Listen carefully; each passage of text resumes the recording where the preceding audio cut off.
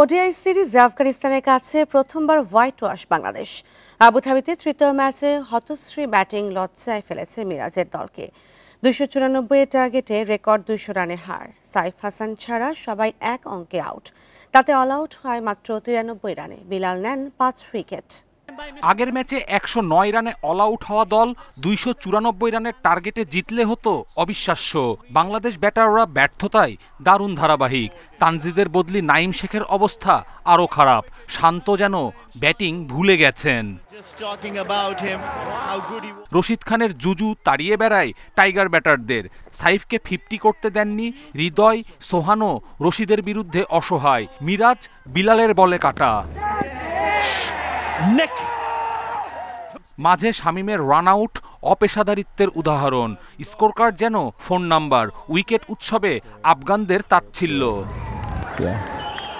লেজ গুটিয়ে দিতে সময় নেননি বিলাল। হোয়াইট ওয়াশের তিক্ততা রূপ নিল বড় লজ্জায়। হতশ্রী ব্যাটিংয়ে আরও একবার ভরাডুবি। মাত্র 27 ওভার 1 বল টিকে 93 রানে অল আউট প্রশ্নের মুখে ফেলল টাইগারদের সামর্থ্য। হোয়াইট ওয়াশের লজ্জা এড়ানোর ম্যাচে তানজিম মুস্তাফিজকে না খেলানোই ভুগতে হয়। নাহিদ হাসানদের পাত্তা না দিয়ে জাদরান গুরুবাজের দাপট। উদ্বোধনী জুটিতে 99 রান, গুরুবাজের 42।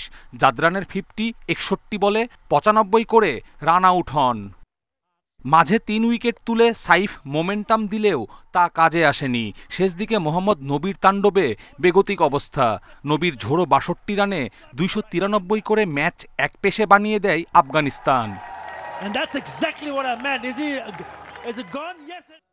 ওডিআই সিরিজে প্রথমবার আফগানদের কাছে হোয়াইট ওয়াশ।